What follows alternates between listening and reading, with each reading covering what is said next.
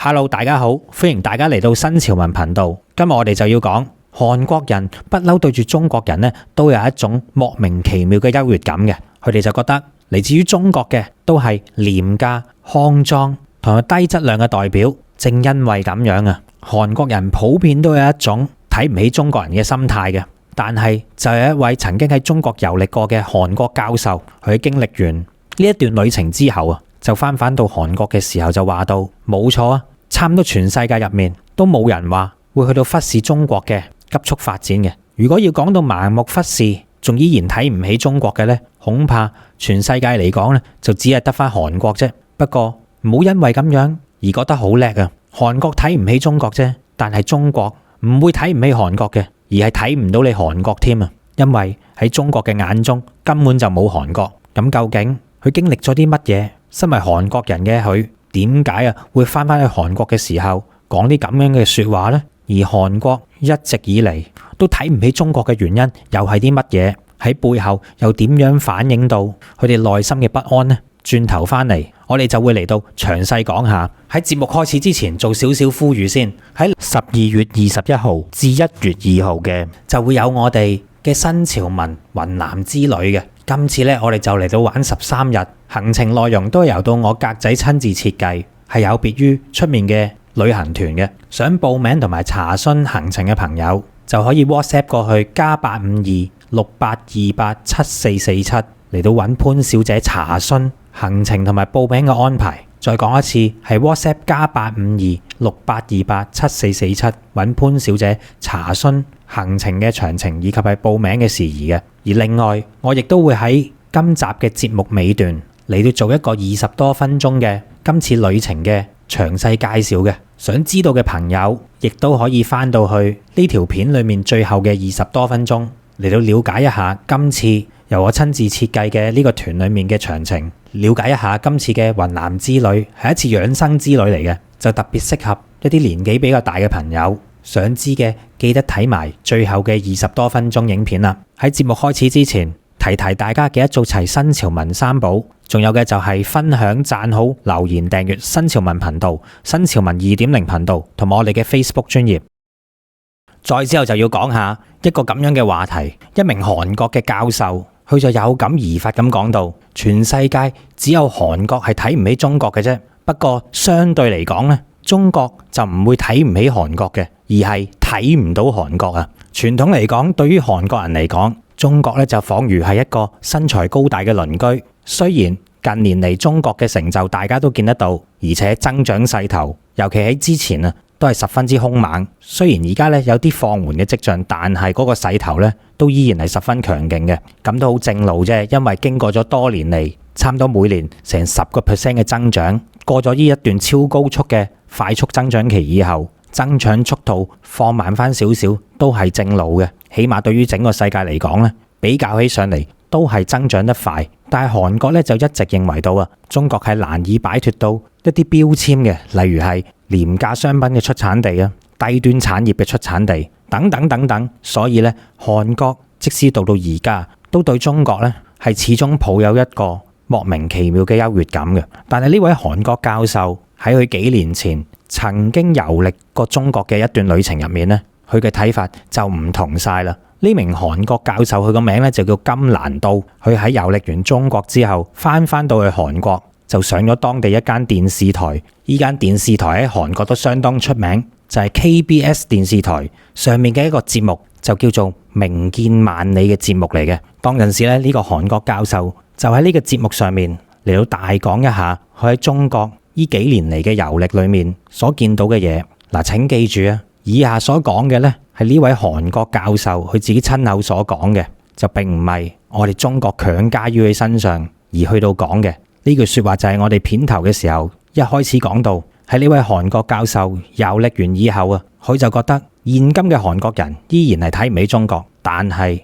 中國人尤其係中國嘅新一代，佢哋係唔會睇唔起韓國嘅，而係喺佢哋嘅眼中根本就睇唔到韓國，就真係可以話到係啊，而家唔係睇你唔起，係睇你唔到啊！韓國人對中國人依舊十分之仇恨，但係中國嘅新一代呢，卻不以為意。係呢位韓國教授金蘭都遊歷完中國之後就發現到啊，中國而家嘅年輕人正在用自己嘅力量以及係見識，一直咁向前衝，早就已經撐起咗一片嶄新嘅天空噶啦。就係因為呢一趟中國之旅，就令到呢位韓國教授金蘭都徹底粉碎到之前喺佢未嚟中國嘅時間嗰一份韓國人對住中國盲目嘅優越感。唔單止咁喎，喺佢上到呢個節目嘅時間，仲不斷咁樣講到一啲觸碰咗韓國人非常之敏感嘅話題。唔單止佢經常抨擊到韓國人依然對中國人抱有負面嘅態度，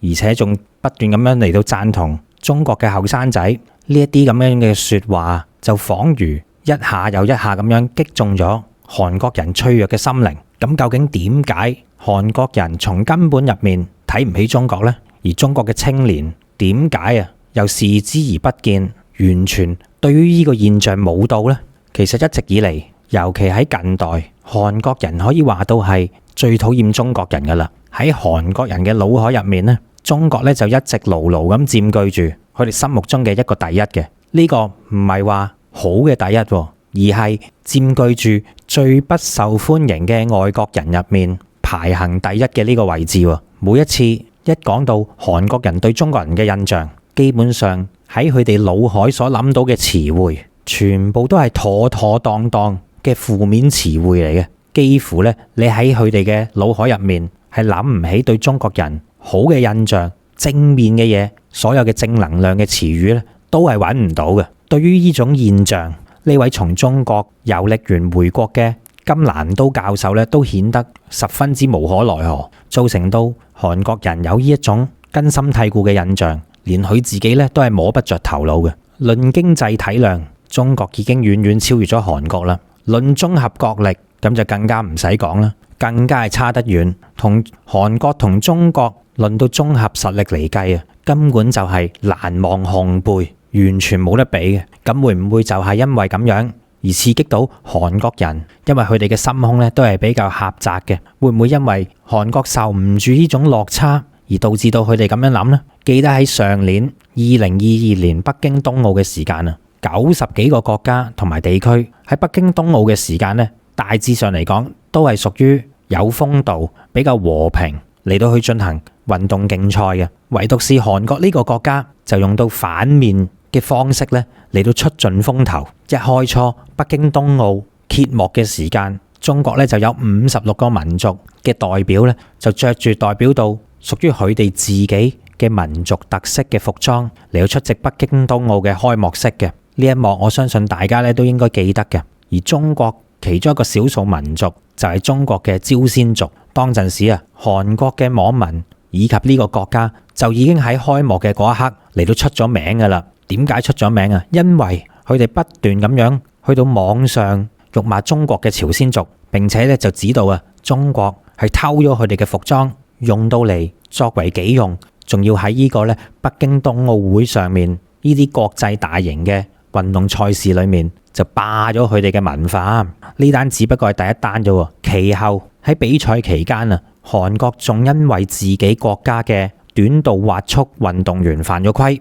因此被罰。呢件事上面亦都係表現得相當冇風度，好計較輸贏，心懷住不滿嘅。而隨後咧，更加係引發到韓國嘅網民喺互聯網平台上面又掀起一輪又一輪嘅戰爭。當然啦，呢啲所謂嘅戰爭咧，係攞把口攞個鍵盤打出嚟嗰啲戰爭啦。總之咧，就令到韓國網民咧又試喺網上面進行口誅筆伐啦。其實呢啲嘢都唔係偶然發生嘅事情嚟嘅。從呢啲東西、呢啲現象，我哋可以睇到韓國對中國嘅負面情緒已經係累積咗一段時間噶啦。借用呢位韓國嘅金蘭都教授嘅話嚟講，以上我哋喺北京冬奧所見到嘅呢啲現象，只不過係韓國所展露對中國不滿嘅冰山一角啫。如果跳翻出嚟，北京冬奧會其實截至到而家，每一日喺全球唔同嘅社交軟件平台上面，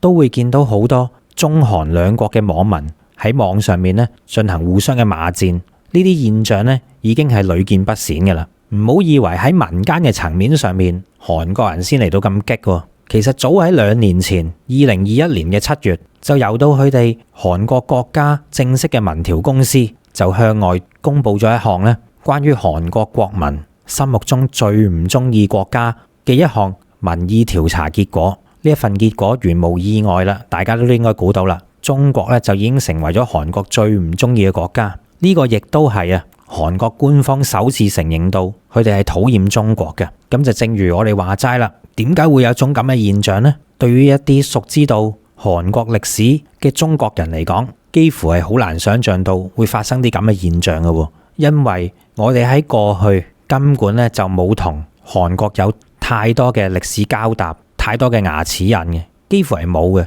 大家諗下喺過去二戰時期，喺韓國完全淪為日本殖民地嘅時間啊，日本人所對到韓國人做嘅一切，真係可以話到係比起日本侵華期間所做到嘅惡行咧係差不多嘅啫。正因為咁樣，經歷咗呢一段時期嘅韓國受到日本人嘅欺壓，所以喺二戰結束之後，日本咧就成為咗韓國最仇視嘅國家。咁都好正路啊！諗都諗到，所有嘢都有原因噶嘛。日本對韓國做過嘅行為，令到當陣時日本成為咗韓國最仇視嘅國家，因為呢啲先係真正嘅牙齒印，甚至乎可以講得上係不共戴天嗰隻添。但係韓國民調公司喺2021年所公布到嘅民調結果，正如我哋話齋啦，係幾乎顛覆咗歷史嘅。因為真正有牙齒印、不共戴天嗰啲呢，佢就唔走去爭。點解取而代之而家中國會成為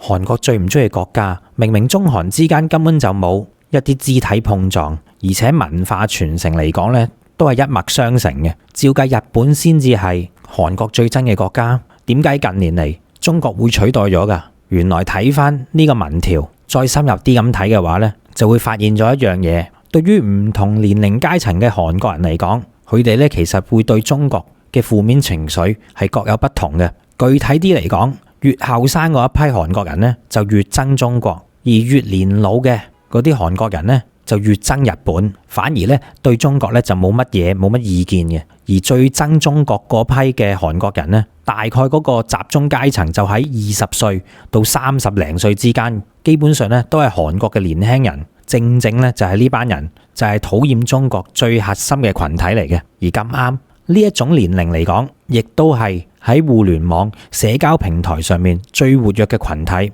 亦都係最容易被煽動、最衝動嘅嗰個年齡階層嚟嘅。咁其實從呢一個現象，我哋就已經可以回答呢位韓國金南都教授點解佢對韓國人呢一種負面情緒一直摸不着頭腦，一直感到莫名其妙嘅問題啦。而家仿如有咗答案。因為所有嘢咧，其實都係有跡可尋嘅，並非所有嘅韓國人都討厭中國，而係集中喺後生嗰一批，就係問題嘅關鍵所在啦。循住呢個線索，我哋順藤摸瓜咁樣，就會發現到而家韓國國內基本所發生嘅，就係喺佢哋國內嘅政治生態嚟講，如果打住對外強硬嘅呢一個態度，幾乎咧就可以話到係獲得選舉勝利嘅法寶嚟嘅。韓國每逢到選舉嘅時間，幾個黨派嘅候選人呢就會嚟到作出一片混戰。喺咁樣嘅狀態底下，要去到咁激烈咁競爭選票，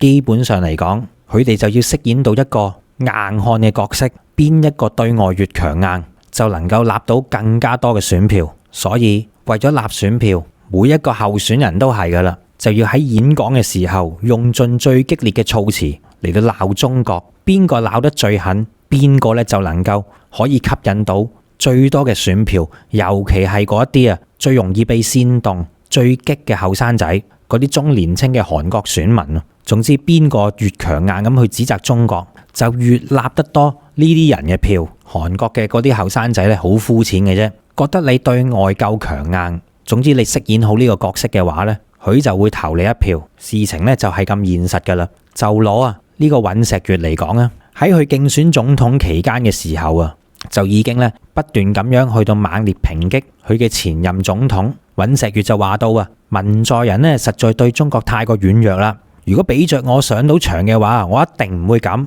我一定會嚟到去一改文在寅之前對華友好嘅策略，甚至乎係會重新嚟到去部署薩德導彈系統嘅。就係呢啲咁膚淺嘅說話，唔需要啊嚟到去估存究竟呢個做法係對韓國好或者唔好，只需要夠激、夠強硬、夠針對中國，就會引嚟一大批中年青選民嘅群起支持。因為咧，你將個情緒炒起晒啦，佢哋就會投你一票。唔單止咁，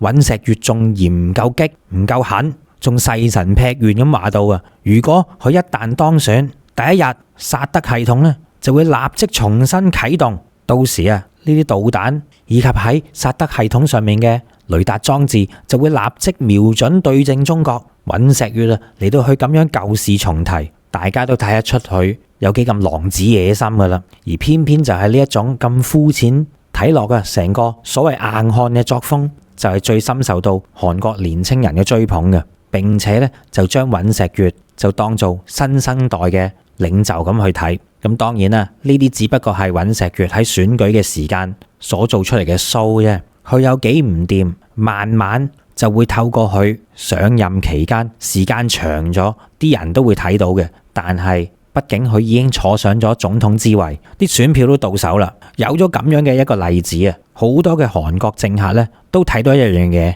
就係反華有得諗，反華先有票。咁對於呢一啲咁睇重利益、咁睇重選票嘅呢啲韓國政客啊，又點會放過呢個機會呢？所以喺韓國嘅政壇嚟講，反華基本上咧就係等同於政治正確，選票嘅來源佢哋都唔夠膽講出佢哋自己內心心底嘅真話，因為你唔夠反華嘅話，就代表你冇得撈，冇人會投你，因此就造成咗一個惡性循環。韓國嘅中年青人中意聽呢啲嘢，而佢哋嘅政客咧又為咗迎合佢哋嘅口味，就中意講佢哋嗰啲啱聽嘅說話，所以咧就形成咗呢一股啊韓國人咁唔中意中國人嘅風氣，就喺佢國內好似滾雪球咁樣越滾越大，滾到大到仲比起佢哋真正嘅仇人日本呢一種有住真真正正歷史事情不共戴天嘅，仲要嚟得厲害。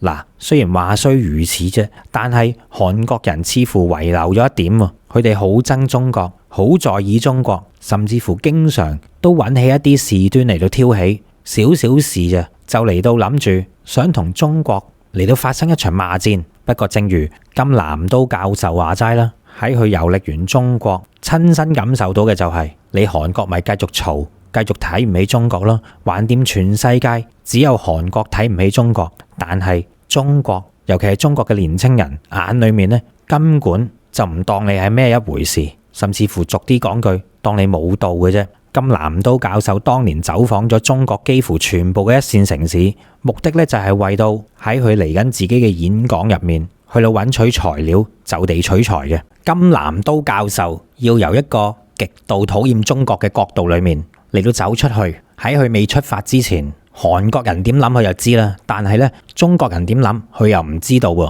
究竟相對嚟講，中國嘅年輕人會唔會用翻同一種態度嚟睇韓國呢？呢啲嘢喺佢出發前都仲未知道嘅，但係當佢到咗中國冇耐，都唔使問中國嘅年輕人究竟點樣睇啊。從佢嘅觀察裏面，其實就已經可以清楚咁睇得到，大多數嘅中國年輕人內心根本就冇咁得閒去到同佢口舌之爭。金教授睇到嘅就係中國嘅年輕人早就已經為到佢哋嘅事業未來同埋對國家嘅期望未來發展，早就已經嚟到投入到忘我嘅狀態啦。咁又係嘅，睇翻近年以微信同埋支付寶為代表嘅移動支付，再去到以淘寶、京東呢一啲咁有代表性嘅電商，一座座拔地而起嘅高樓，快速而過嘅高鐵，中國正在以一個日新月異、超高速嘅發展，呢一幕一幕就已經極度震撼到呢一位嚟自於異國嘅教授，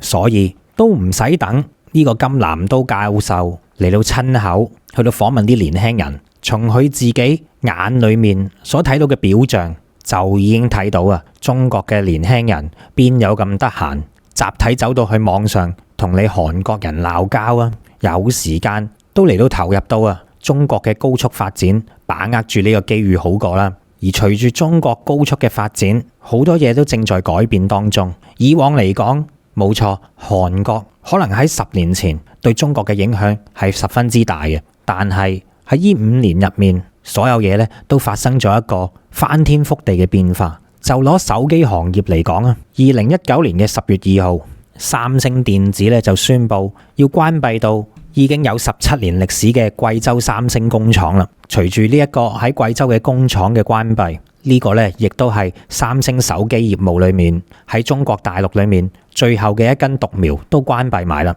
因為喺前一年，三星就已經關閉咗位於天津嘅手機工廠。當時三星方面嘅說辭就解釋咁講到，佢話咧要主動咁去淘汰一啲落後嘅產能，未來嘅主力啊就係嚟到發展高端嘅製造項目，所以咧先要將呢啲位於中國大陸嘅手機廠關閉嘅。但係人都知道呢一啲咧只不過係一啲掩飾嘅說話，一啲輸唔起嘅說話。事實就係喺2018年年底，三星手機就已經喺中國大陸嘅市場份額跌到去已經低過1% 嘅佔有率。大家須知道，三星手機亦都曾經雄霸中國大陸市場嘅，就好似我之前話齋，早10年前2013年，三星手機當時佔到中國大陸嘅手機市場份額係以驚人恐怖嘅數字佔到2成咁多，超過20% 嘅份額嘅。喺嗰陣時，中國人嘅眼中，全世界嘅手機品牌，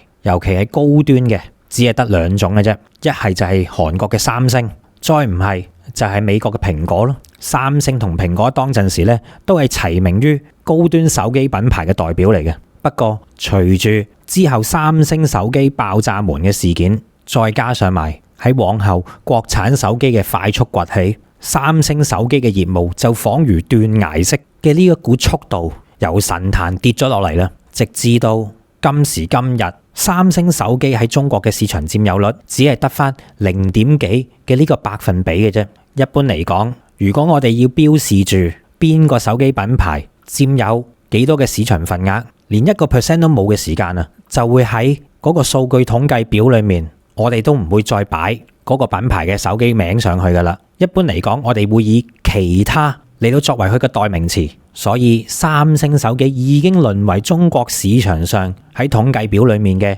其他手機類別啦，連佢個名都唔標出嚟，變咗名副其實嘅 others。三星手機之所以跌得咁快，並唔係話好似佢哋口中所講到咁樣嘅實況，唔通佢哋真係唔重視中國市場咩？啱啱相反，喺2014至2016年期間，三星電子部門高管嘅部門主管，佢個名咧就叫高東真，佢俾人查到喺2014年至2016年期間就已經連續60次咁嚟到進行訪華嘅行程，2年裏面嚟咗60次中國。呢個係乜嘢頻率啊？即係差唔多佢每個月要飛3次中國喎。嗰個頻率直頭高到好似美軍入敘利亞偷石油嗰個頻率咁高添啊！咁你話三星重唔重視中國市場呢？有時身體就好誠實嘅，呢啲嘢係呃唔到大家嘅。不過重視還重視，最終結果都係令到韓國人好失望啊！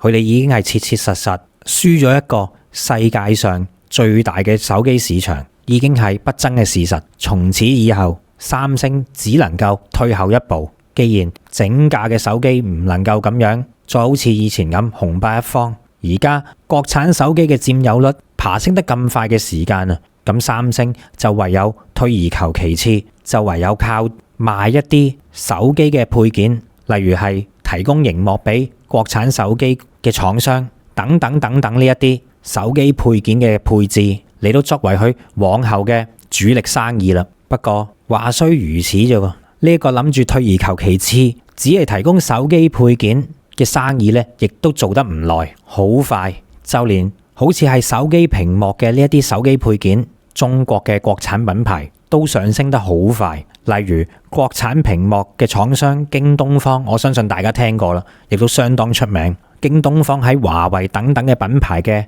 幫助底下，就嚟到飛速崛起，憑住佢嘅高質量加上性價比，都正正以一個我哋肉眼都睇得見嘅高速度嚟到將三星喺手機配件嘅供應市場上面趕落嚟，踢佢出市場啦。其實三星手機嘅節節敗退，就仿如一部最近呢20多年嚟中韓經濟關係嘅一個縮影表，簡直就係一模一樣。時間要講到去2016年啦2016年其實係一個分水嶺嚟嘅。喺2016年之前，韓國嘅各大產品其實都喺中國市場裏面都佔有好高嘅席位嘅。韓國憑住例如輸出汽車啊、電子產品啊，都令到呢啲韓國企業喺中國嘅市場入面賺得盆滿缽滿。而更加令人得人驚嘅就係喺2016年之前，一個影響好深嘅行業——娛樂文化行業嚟講，韓國憑住佢強大嘅文娛產業，更加可以話到係喺2016年之前呢，完全橫掃大陸市場，基本上呢係難逢敵手嘅。嗰啲咁嘅韓劇以及係韓國嘅電視綜藝節目，例如大家都應該認識嘅《大長今》啊、《來自星星的你》啊，綜藝節目嚟講嗰啲《Running Man》啊，其實全部都喺中國市場上面、中國社會入面呢係掀起一陣又一陣嘅潮流，帶領住整個中國嘅娛樂行業嘅。唔單止咁，2016年之前，韓國嘅整容文化、消費文化都影響到無數中國嘅年輕人。當陣時整個社會都瀰漫住一股哈韓嘅風潮，呢個風潮咧係空前地咁高漲嘅。不過一切就喺2016年呢一個分水嶺嗰度有咗一個180度嘅變化。點解啊？當陣時發生咗咩事啊？就係喺2016年，韓國政府完全不顧中方嘅警告，嚟到強行部署薩德飛彈系統。因為呢件事就令到當陣時中國以及韓國雙方之間嘅蜜月期瞬間結束。韓國所部署到薩德導彈系統嘅地點呢，就係喺韓國5大集團之一裏面嘅樂天集團所屬到嘅星洲高爾夫球場上面部署嘅。當陣時根據樂天集團佢自己嘅解釋就係話到呢，佢自己都冇得揀嘅，政府啊要用到佢嘅呢塊地嚟到部署薩德飛彈系統，都係屬於一個無奈之舉。樂天集團佢自己係冇得揀嘅，只係唯有聽從指示指令嘅啫。佢就嚟到咁樣解釋嘅。但係樂天集團嘅呢個解釋表面聽落就好似好有道理，又可唔可以咁容易令到人信服呢？中國嘅消費者們、顧客，甚至乎係全部嘅中國人，其實對於樂天嘅呢個回應都好乾脆嘅。中國人一於咧就用到行動嚟到去回應。究竟信唔信你樂天集團嘅呢一番解釋？就喺2017年全年計，樂天集團就喺中國嘅虧損已經達到去2680億嘅韓元啦。當中112間喺中國嘅門店入面就倒閉咗74間，而其餘13間喺中國嘅門店亦都遭遇到民眾嘅抗議以及係抵制嘅。而且樂天集團喺中國嘅官網亦都全面癱瘓，成間公司喺事件發生咗1年就已經遭受到龐大嘅損失啦。而過咗3個月之後，2018年嘅3月，樂天集團就好天真咁諗到呢啲咧都係一啲政治事件，好快咧就會過去嘅。雖然短暫嚟講對集團嘅影響非常之大，但係人們好快就會唔記得，因為人咧係善忘嘅，佢哋膚淺咁認為到可能下一年啲人就唔記得究竟會發生啲咩事，而哈韓風氣喺中國咧係會繼續落去嘅。所以當陣時樂天集團就諗住反其道而行，或者係叫做想搏翻佢哋失去嘅嘢啦。就係3個月之後咧嚟到加碼中國地區市場，立即就投資咗20億元嘅人民幣，諗住嚟到進行起死回生嘅動作嘅。不過好快結果就出嚟啦。5個月之後，樂天集團嘅負責人都唔到佢唔面對現實啦，因為喺佢諗住再加碼抌錢起死回生嘅幾個月時間之後啊，樂天集團嘅累計損失咧已經超過5000億嘅韓元。整個樂天集團入面大中華地區離職嘅人數咧，亦都多達1000多人，而整個集團內部嘅總利潤咧，亦都暴跌咗95%嘅。卒之諗住捱埋2018年，再諗住部署嘅樂天集團咧，就連1年時間都等唔到。去到8月份嘅時候，樂天集團咧，佢自己就宣布退出中國市場啦。樂天集團亦都為到自己盲目配合韓國政府嘅惡行而得到佢應有嘅惡果。呢一個就係罔顧一切後果，唔理會中國人民感受所帶到嚟嘅惡果嚟嘅。其實唔單止樂天集團喺2016年之後嚟到快速消失，連之前最令人擔心嘅韓國文化入侵中國，亦都隨住2016年呢一個轉捩點所謂嘅韓國文化，亦都快速地從中國主流媒體入面消失。其實喺2016年之前就已經有大量嘅韓國明星諗住摩拳擦掌，準備大軍進軍中國市場噶啦。但係佢哋而家諗都唔使諗啦。由於韓國政府唔理中國嘅反對，部署埋晒嗰啲咁嘅爛鬼薩德系統，所以呢啲諗住嚟到中國發展，喺之前已經苦練中文嘅韓國明星們都不得不重返翻原本屬於佢哋自己嘅韓國娛樂市場，繼續嚟到去接受到財閥以及係公司嘅壓榨，翻去慢慢受啦。好做嘅中國市場就冇你哋份噶啦，要怪就怪你哋自己嘅政府，呢單嘢係佢哋益你嘅。嗱，其實去到嗰個時間，好多嘅韓國人都仲未識驚，佢哋好天真咁認為到，嘿，呢啲嘢一時嘅啫。薩德系統嘅部署只不過係令到中國人喺短時間之內就爆發到民族情緒，都係虛火嚟嘅啫，最多維持幾年就冇噶啦。而最緊要嘅就係韓國人認為到中國都搞唔掂啲高端產業嘅，佢哋所出產到嘅商品都係以廉價低級為主。如果要講到好似係高端嘅電子零部件精密嘅儀器中國人始終都離唔開韓國嘅。就算佢哋民族主義有幾咁高漲都好中國唔能夠產出就係唔能夠產出噶啦，到頭來都係要問我哋韓國買。當陣時呢啲韓國人仲唔識驚，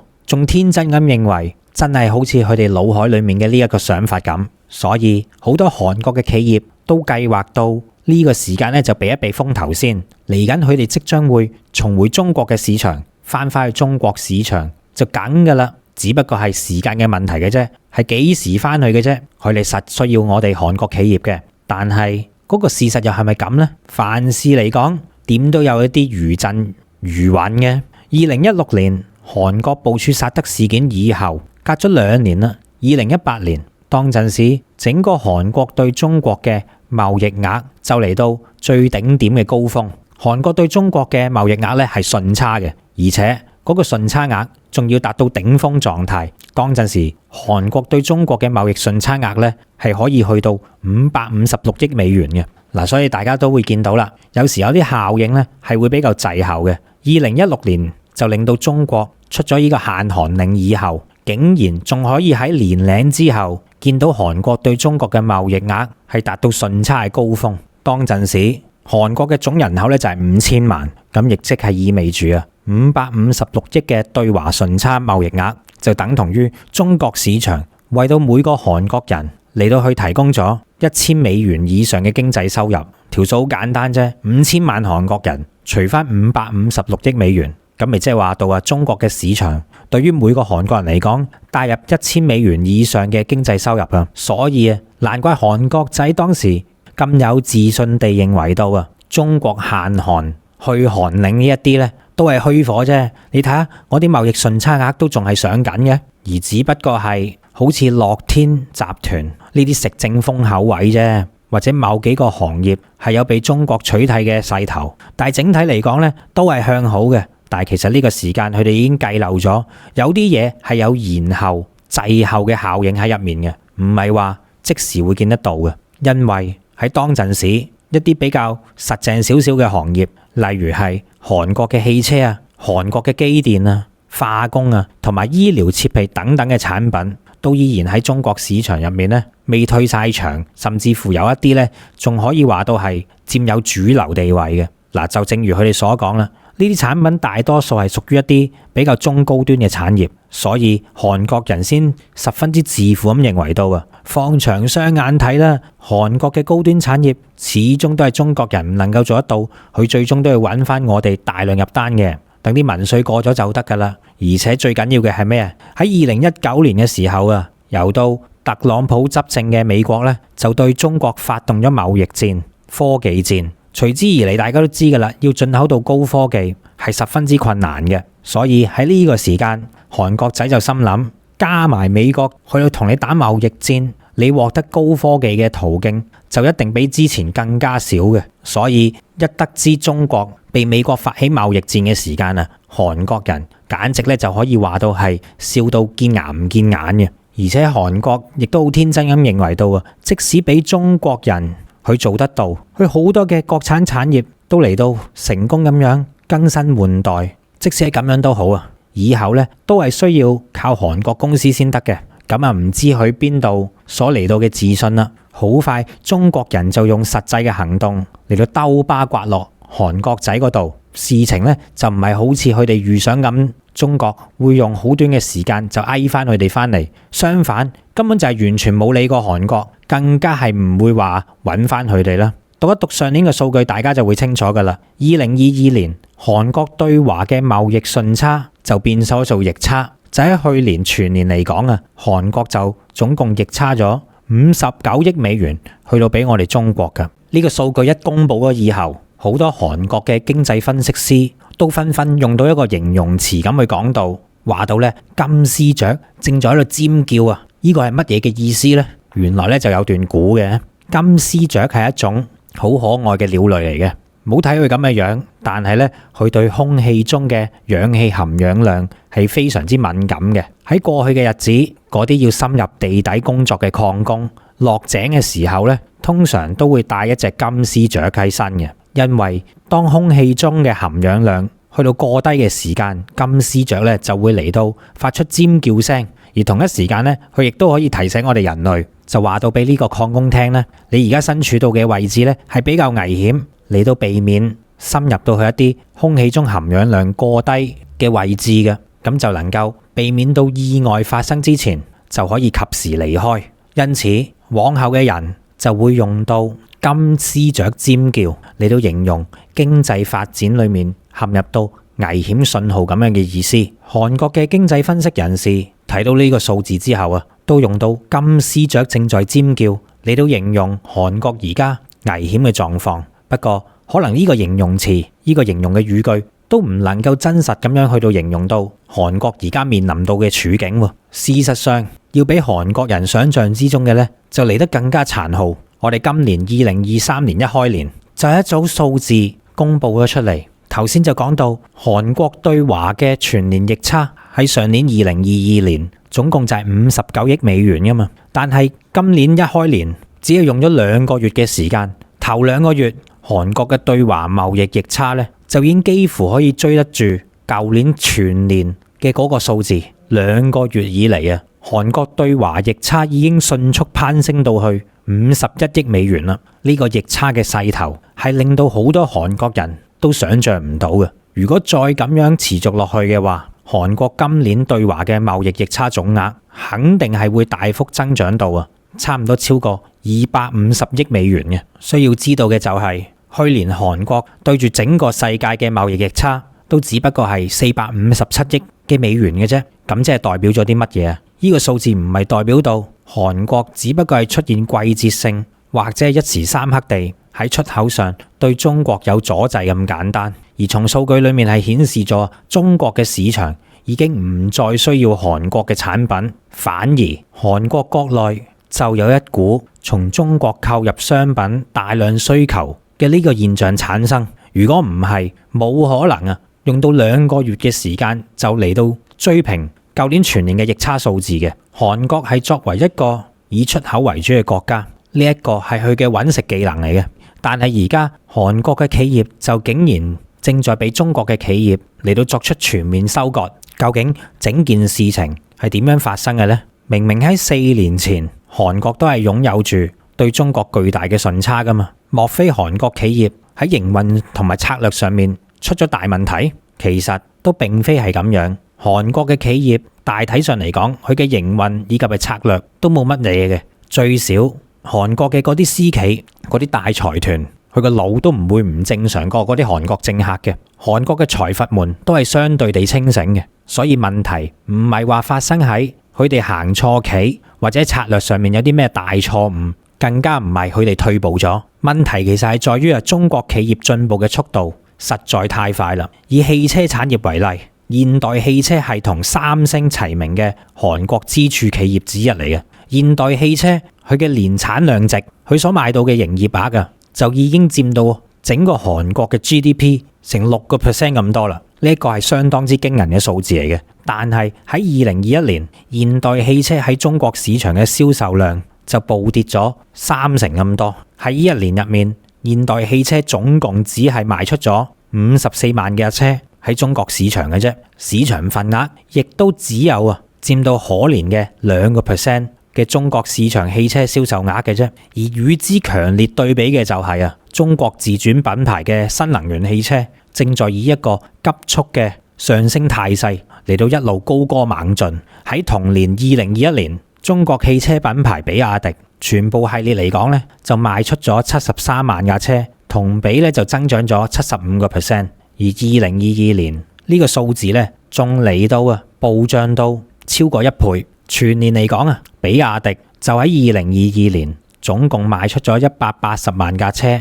喺中國市場上面，就相比起上一年仲要同比增長咗150% 咁多。而如果放大翻整個汽車市場嚟睇，從宏觀嚟睇2022年我哋國家嘅新能源汽車總銷售量咧就達到688萬架嘅，就比同比增長咗93%。而當中喺呢啲新能源汽車嘅銷售榜入面排名前10嘅新能源汽車企業咧，10個有9個都係屬於中國嘅品牌，而另外一個除外嘅咧就係美國嘅 Tesla 啫，其餘嘅咧全部都係國產品牌嚟嘅。咁樣亦都意味住唔單止係韓國，就連傳統嘅車企、汽車強國日本、德國，其實亦都喺呢一場新能源汽車大戰嘅局勢入面淪為可憐嘅陪襯品啫。所有48個合資嘅外企品牌加埋一齊嘅市場佔有率只係得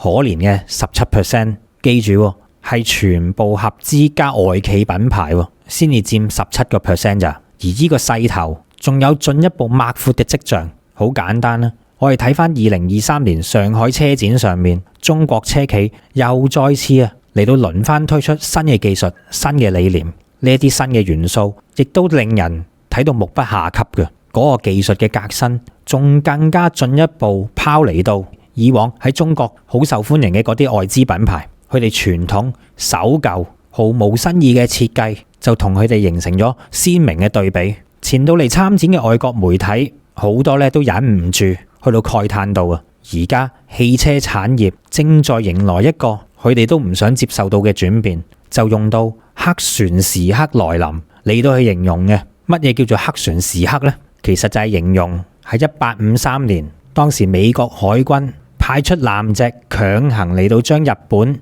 嘅市場打開，其後咧日本就迎嚟一個大變革，因為佢認識到外國嘅船堅炮利。而之後咧，隨住呢個江戶幕府嘅時代結束，再去到明治維新，日本咧就發生咗個大變革。所有嘅呢啲嘢嘅開端咧，都係由到當初美國所派遣到嘅呢一啲艦隊，亦俗稱黑船，強行進入到日本嘅港口嘅時間嚟到發生嘅。所以現在屬於汽車產業嘅黑船時刻亦都嚟到啦。但係呢啲黑船咧就係由到中國嘅新能源汽車嚟到對傳統汽車強國所敲起到嘅警鐘嗱，所以就可以話到，唔單止係某部分嘅韓國企業，或者係因為一時嘅風氣，令到韓國嘅呢啲公司失去大陸市場咁簡單，而現實就係而家各行各業，尤其係從前韓國人認為牢不可顧嘅高端產業，亦都一步一步咁樣去到失去佢哋嘅競爭力。原因就係中國嘅企業上得太快啦，唔單止淘汰佢哋韓企，仲要係扭轉咗整個世界市場嘅格局。呢啲呢，先至係韓國更加覺得令到佢哋驚嘅嘢。咁當然啦，呢個時間有人就會話到，因為中國嘅新能源汽車產業就有中國政府背後嘅補貼嘅，亦都有中國扶持新能源產業嘅政策喺背後影響，因此我哋韓國冇嘅時間咪輸俾中國咯。如果我哋韓國一樣有呢啲咁嘅補貼政策我哋喺中國嘅市場上面都唔使咁慘就有人會咁樣賴嘅。不過而家事情唔係咁簡單啊嘛，而家係牽涉到全球嘅汽車產業都正在俾中國嘅企業以及係品牌所顛覆。嚟緊根據到數字，中國嘅汽車出口量已經正式超越日本，成為全世界第一大嘅汽車出口國啦。憑住呢一點，根本就唔係話純粹嘅補貼政策或者係扶持政策所能夠做得到嘅結果嚟嘅。更何況關於新能源汽車產業嘅扶持啊，以及係幫助，都唔係話得中國政府獨有嘅措施嚟嘅，好多地方都有嘅。咁呢一點，韓國又點樣解釋呢？所以無論佢接受又好，唔接受又好，好似日本或者韓國呢一啲傳統造車嘅汽車生產強國，佢哋嘅好日子呢，其實已經到咗盡頭噶啦。中國製造將會一點又一點咁樣嚟到蠶食佢哋喺海外市場嘅嗰個份額，直至到佢哋嘅末日來臨為止啊！不過咁樣都仲未夠得人驚喎，乜仲有再可怕啲嘅咩？當然有啦。講翻韓國啊，原來佢自己嘅汽車行業除咗被反超之外，佢哋不得不接受到嘅一個現實就係韓國人所製造到嘅，亦即係所謂嘅韓國製造，都正在越嚟越依靠中國喎。例如係乜嘢？根據到5月8號韓國媒體 New One 所發表到嘅文章指到韓國電池企業嘅核心原料進口入面呢，就對中國嘅依賴進口度係超過90% 嘅。咁樣亦都係意味住韓國任何同電池相關嘅產業入面都必須要嚴重依賴中國，都必須要睇中國人嘅面色行事。此外，喺韓國產業通商資源部所發表到嘅數據表示，韓國472種對進口依賴度超過90%嘅絕對依賴產品入面，其中472種就有266種咧係嚟自於中國嘅，亦即係話到有超過一半嘅韓國產業鏈都係依賴住中國方面嘅供給嘅。呢個先係最得人驚嘅地方。原來佢哋嘅韓國製造都係俾中國鏈住嘅時間啊！咁樣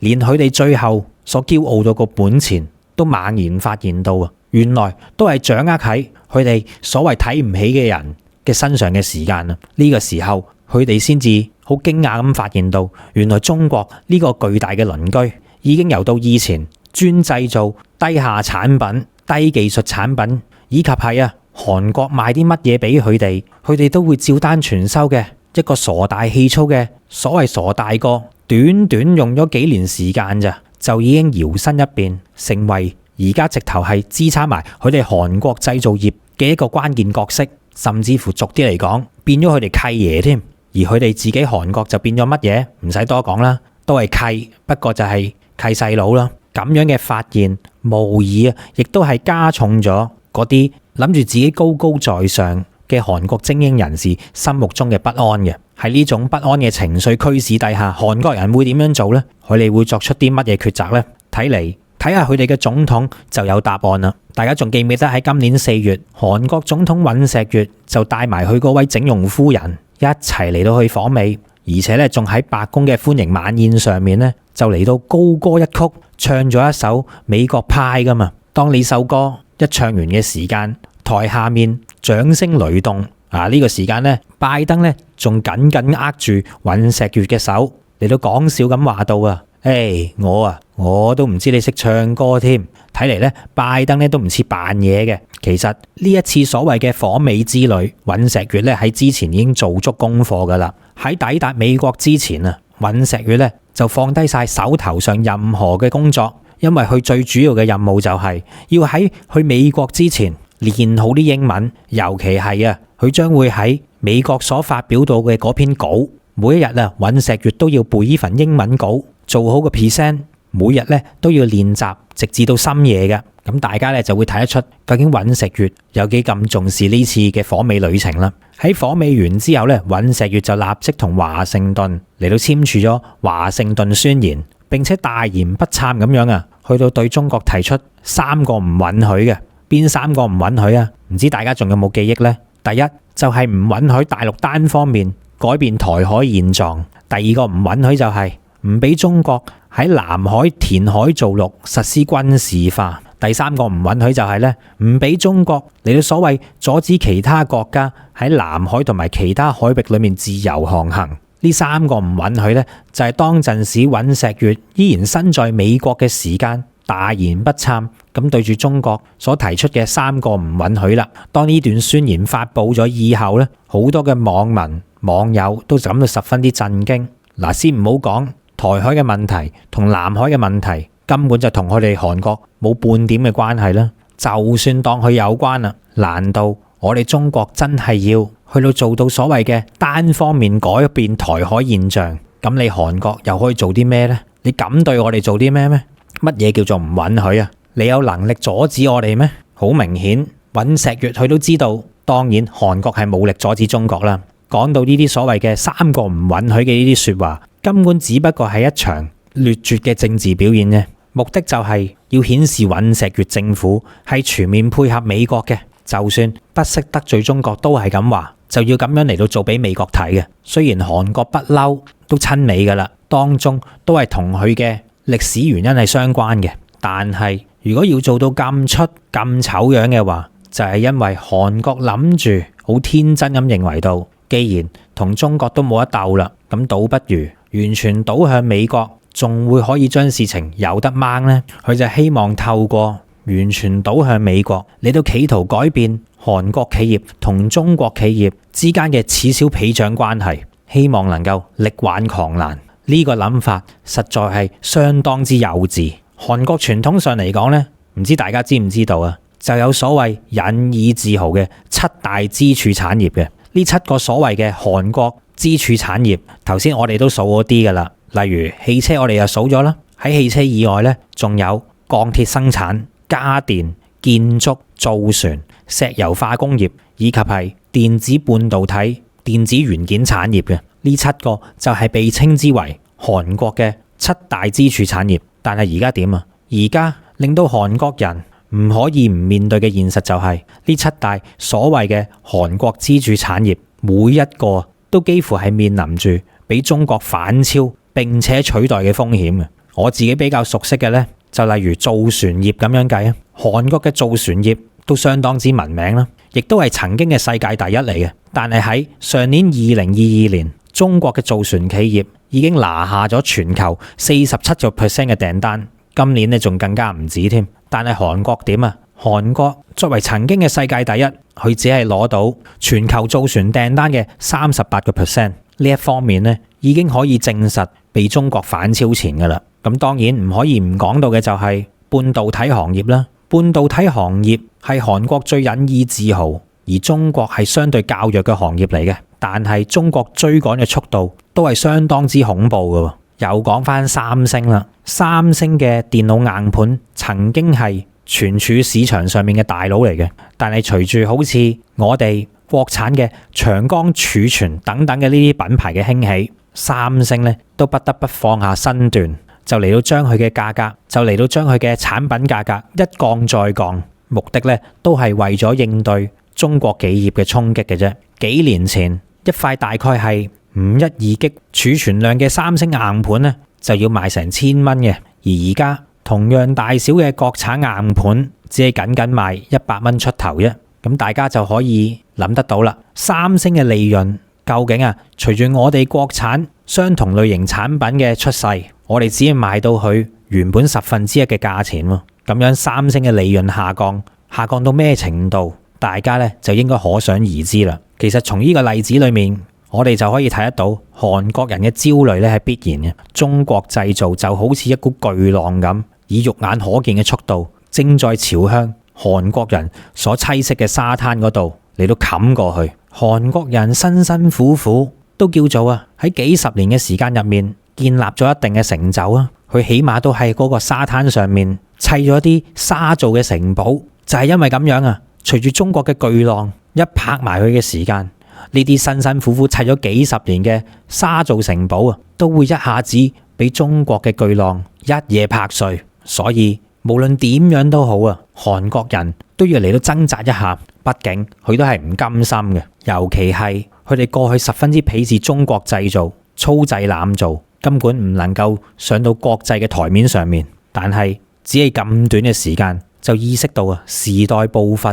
時代巨輪嘅急速滾動，根本咧係佢哋唔能夠阻止嘅。當佢哋發現到中國呢個巨人再次走到佢哋嘅面前，佢哋先發現到所有嘢已經唔同晒啦。咁當然啦，正如我哋今次嘅題目話齋，點解韓國人去到呢一刻依然睇唔起中國，其實我哋已經綜合晒所有因素出嚟㗎啦，有嚟自於政府嘅煽動，有嚟自於佢哋根深蒂固嘅思想同盲目，亦都有嚟自於佢哋唔接受中國已經取代韓國嘅呢個現實綜合而加起上嚟嘅。但係相反嘅就係中國人，尤其係中國嘅年輕人，根本係唔會在意佢哋嘅諗法，甚至乎係睇都睇唔到佢哋嘅諗法。喺我哋前進嘅巨浪入面，又點會留意到喺呢個小沙灘上面嘅一兩隻蟹仔啊？呢個亦都係韓國教授金蘭都自己親身嚟到中國之後嘅發現。喺嚟緊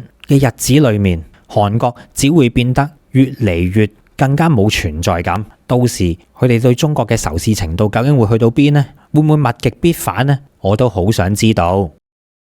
喺節目完結之前，而家咧就由到我格仔咧嚟到去介紹一下12月21號至1月2號今次為期13天新潮文雲南養生之旅嘅行程嘅。首先我哋就會由香港出發，經深圳灣乘坐我哋嘅包車前往深圳嘅寶安機場嘅。喺坐2個多鐘頭飛機以後咧，就會抵達雲南嘅首府昆明噶啦。到埗以後咧，我哋就會即晚去到感受一下昆明市繁華嘅一面，為到我哋嘅旅程熱一熱身，去到當地著名嘅南屏步行街嗰度 shopping 完之後咧，晚上再食一個豐富嘅晚餐，然後為到旅程嘅開始作好準備嘅。去到第2天嘅時間，就會由昆明乘搭高鐵嚟到去到著名嘅麗江，當地有一個叫做虎跳峽嘅世界著名景區，佢係以極大嘅落差而聞名於全世界嘅。虎跳峽分上中下3段，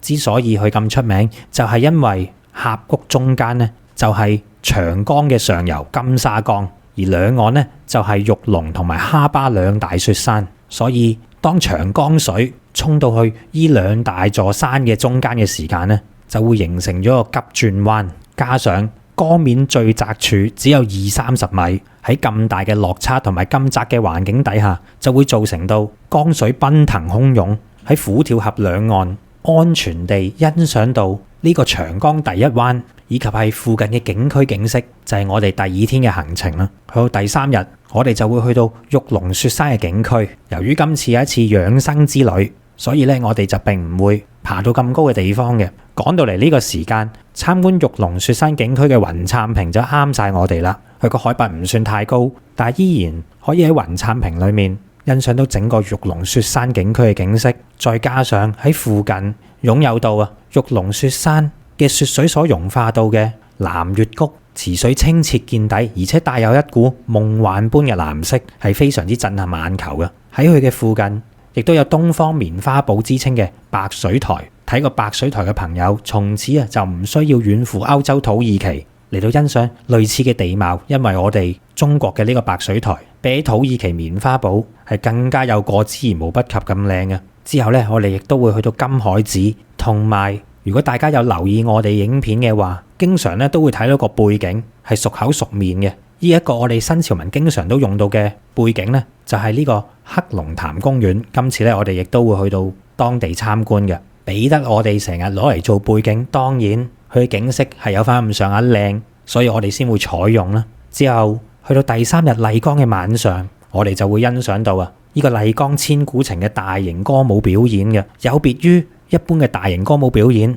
佢係將高科技手段融合喺現代以及係傳統一身嘅歌舞劇入面，透過咁樣嘅形式嚟到表達到麗江1000年嘅歷史同埋傳說，就啱晒啦。好多嘅觀眾反映到都係非常之精彩嘅。去到第4天，我哋繼續會留喺麗江，因為景點多到玩都玩唔晒嘅關係第4天嘅早上呢，我哋就會嚟到悠閒嘅麗江古城嘅南部，嚟到參觀歷代麗江木氏土司嘅府邸嘅。呢座府邸亦稱為木府，由於佢係古城裡面嘅地標，所以咧仲吸引咗好多電視同埋影視作品喺呢度取景，例如有電視劇《木府風雲》以及係錢王嘅劇組咧嚟到前嚟拍攝嘅。之後咧，我哋就會轉移到古城嘅另一方，去到四方街嗰度去到俾大家感受一下麗江古城嘅鬧市。呢度曾經係茶馬古道上面嘅交易中心，喺明清時期已經係雲南商貿嘅樞紐嚟噶啦。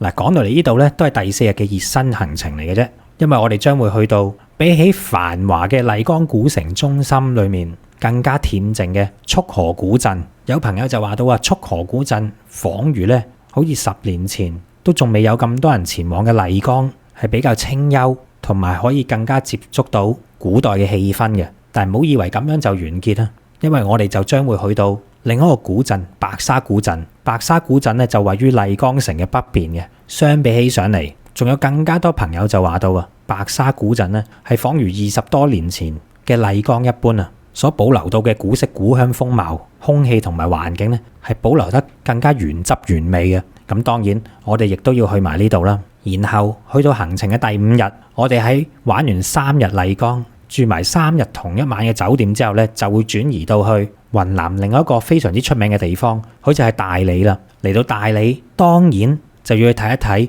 背靠蒼山、面臨洱海、大理嘅地標象徵，亦都係擁有到1000年歷史喺當地非常之雄偉嘅建築物之一嘅崇聖寺三塔文化旅遊區啦。喺呢度咧，我哋就會乘坐索道，亦即係纜車嚟到前往青碧溪、蒼山大峽谷，嚟到欣賞中國最大嘅象棋棋盤、俯仰洱海同埋崇聖寺三塔嘅整個環境非常之美不勝收。之後第6日，我哋亦都會繼續喺大理嘅，要深入認識大理，當然要去到大理嘅博物館啦。喺大理博物館，我哋就能夠睇到當年嘅大理國裡面嘅一段歷史，同埋欣賞到好多大理國嘅文物嘅。之後咧，我哋就會去到雙廊古鎮嚟到影翻幾張靚相。古鎮裡面咧係充滿住歷史文藝以及清新嘅氣息，加上佢係背靠洱海，環境十分之美麗嘅。然後咧，我哋就會去到大理嘅張家花園嚟到欣賞呢個繼承咗白族民居特色、既細緻又精美嘅呢個建築物，仲可以欣賞到當地嘅民族節目，去到一邊品茶一邊睇表演嘅。然之後咧，我哋就會去到大理古城，去到睇一睇呢一個位於蒼山腳下、風景秀麗、昔日古代南詔國以及係大理國嘅都城。喺古城裡面分佈咗14處市級或者以上嘅重點文物保護單位，亦都承繼住大理嘅文化、宗教以及係民族文化嘅。我哋當然唔可以唔去呢一度啦。跟住咧，我哋就嚟到行程嘅第7日，就會由住咗2日嘅大理出發到去我國3大地熱區之一嘅騰衝，嚟到去嘆世界嘅。唔講唔知道，其實我哋中國嘅地熱溫泉嘅資源亦都係相當之豐富嘅。騰衝身為我哋中國3大地熱區之一，所擁有到位於該區嘅溫泉就有80多個，佢嘅沸泉係遍佈整個騰衝各地，有一泓熱海之稱嘅。其景觀同埋水溫亦都係全國罕見。由於騰衝佔到我哋中國已知嘅溫泉數量差唔多成1/4咁多，當然我哋係要集中火力嚟到去感受一下啦。一到達騰衝嘅時間我哋就嚟到參觀當地非常之出名嘅騰衝火山熱海景區。呢度咧係一個國家5A 最頂級嘅景區嚟噶。之後咧當然唔係齋睇啦，我哋仲要感受。我哋咧就會去到當地嘅一個最豪華嘅5星級溫泉——騰衝嘅和順柏巒溫泉嗰度浸溫泉。嗱，如果大家咧只係曾經去過類似日本等等嘅呢啲地方浸溫泉嘅話，咁就一定要試下屬於我哋中國人嘅溫泉究竟係點樣噶啦。當中嘅質量絕對係值得我哋自豪同埋光榮嘅。屬於我哋中國人嘅溫泉絕對唔差得過日本嗰啲嘅。喺浸完溫泉，食完牛肉火鍋當晚一覺醒來，去到第8天，我哋就會出發到去參觀芒市嘅猛獾大金塔嗰度。嗱，由於呢笪地方咧已經係差唔多去到中國與緬甸之間嘅邊界啦，所以當地嘅建築物咧亦都好有東南亞嘅色彩嘅。以猛獾大金塔咁去計，佢係屬於我哋中國其中一個少數民族傣族所設計嘅皇宮建築風格嚟嘅。猛獾大金塔佢嘅外表金光閃閃、雄偉高大，係當地芒市嘅標誌性建築，亦都係當地傣族人民嘅聖地嚟嘅。而與之對比嘅有金，當然有銀啦。喺佢嘅隔離，亦都有猛獾銀塔。當中呢座銀塔係以純白為到基調嘅。有好多人就形容到猛獾銀塔直頭睇起上嚟好似假嘅一樣，影相咧係特別出眾嘅。2座塔，一座金，一座銀。喺色彩上面咧，形成鮮明嘅對比。喺嚟到接近東南亞嘅地方，當然亦都要去到當地嘅孟巴拿西珍奇園嗰度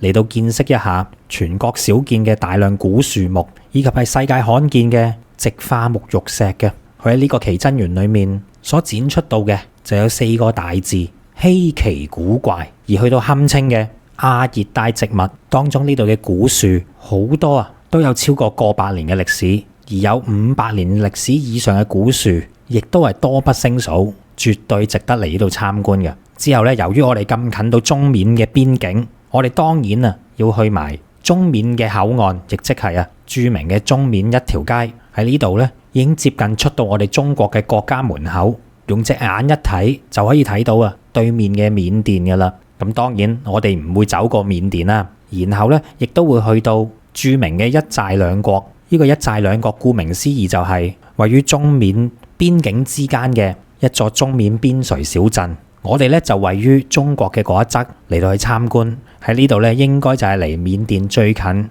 嘅中國地方啦，嚟到感受一下當地傣族同埋景頗族嘅風土人情，亦都係非常之值得一去。尤其係嗰度所拍出嚟嘅相片咧，非常之漂亮。之後咧，我哋就會翻去騰衝嗰一度，因為咧我哋喺騰衝咧係會連住3日嘅，所住到嘅當然都係騰衝著名嘅溫泉酒店啦。不過嘆還嘆，我哋去到第9日，喺前一晚浸完溫泉，朝早食完早餐之後咧，就會嚟到滇西抗戰紀念館嚟到開始我哋第9日嘅行程嘅。由於雲南嘅西部係當年我哋中國抗日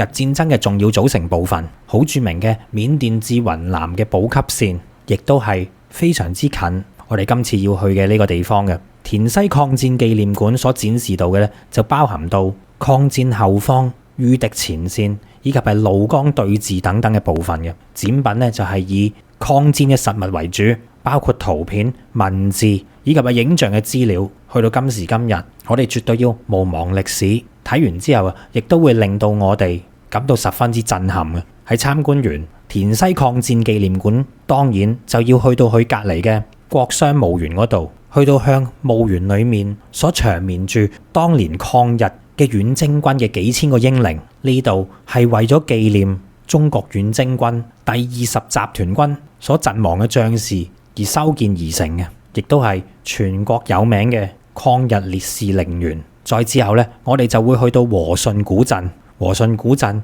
係茶馬古道嘅重鎮，亦都係西南絲綢之路嘅必經之地嚟嘅。佢環山而建，我哋當然唔可以錯過啦。嗱，之後嘅嗰一個景點咧，就係專為到11月同埋12月出發嘅朋友，你哋好彩啦，因為個季節啱晒。所講到嘅呢個景點咧，就係每逢喺金秋時分，就會變到金光燦爛嘅世界一般嘅銀杏村。喺11、12月呢個時間，銀杏村佢就會變到喺我哋嘅視野範圍裏面，全部都係金黃色。呢種詩情畫意般嘅感覺咧，係絕對值得我哋感受嘅。其後我哋就會再去到騰衝當地另一個著名嘅5星級溫泉嚟到去浸溫泉嘅。嚟得騰衝當然係要享受晒去嗰啲最頂級最正嘅溫泉啦。我哋咧就會去到月莊溫泉，又或者係荷花溫泉嗰度，呢啲當地著名嘅5星級溫泉，去到感受屬於我哋中國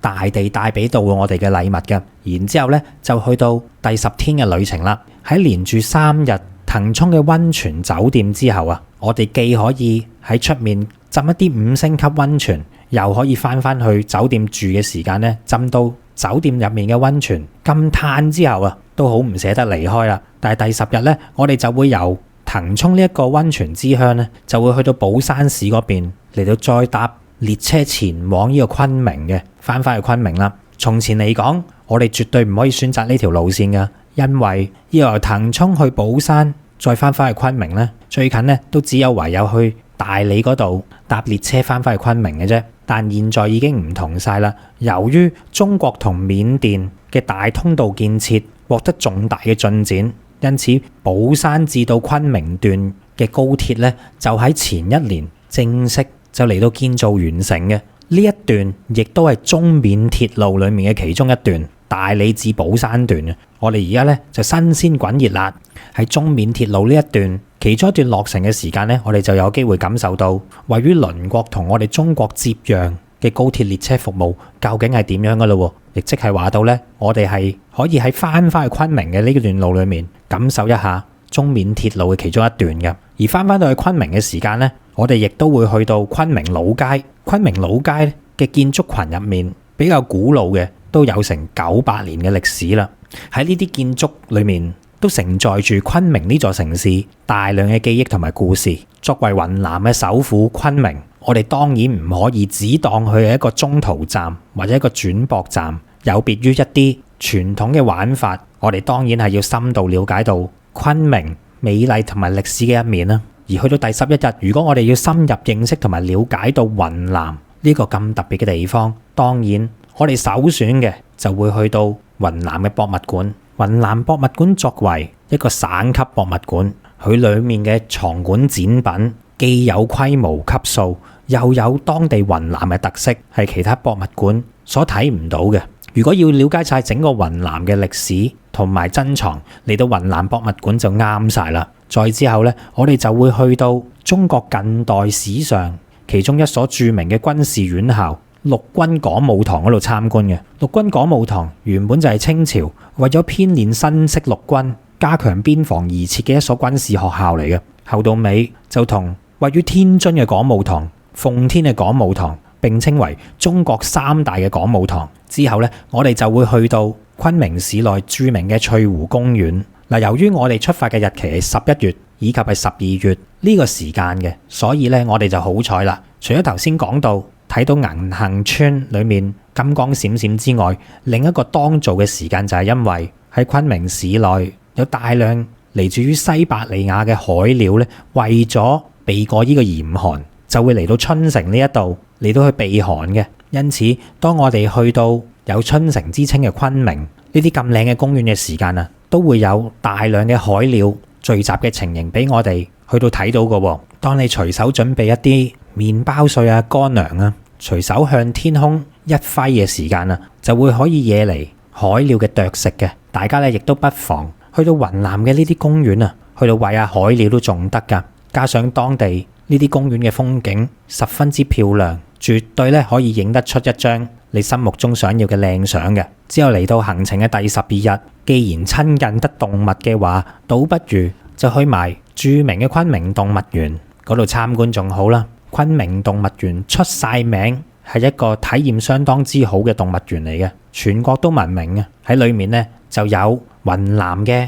野生亞洲象，當然亦都唔少得作為鎮館之寶嘅大熊貓啦。喺園內面各式其式嘅動物都可以去到近距離進行互動，甚至乎係觸摸嘅。然後我哋亦都會去到另一個昆明市內著名嘅公園海壩公園嘅。再之後咧，就會感受一下昆明當地嘅一個5星級溫泉益豪城堡溫泉，嚟到放鬆一下，感受下啲豪氣嘅。因為去到之後嘅第13日，我哋咧就準備翻香港啦。不過喺臨翻去之前，第13日嘅行程亦都安排到大家去到參觀全亞洲最大嘅花卉交易市場斗南國際花卉市場。呢個令你瞬間置身於一片花海，有紅色、黃色、白色、藍色、紫色各種顏色，包含到玫瑰、向日葵、康乃馨、菊花等等多種唔同嘅花於一身嘅花卉市場，係全亞洲最大嘅花卉交易市場。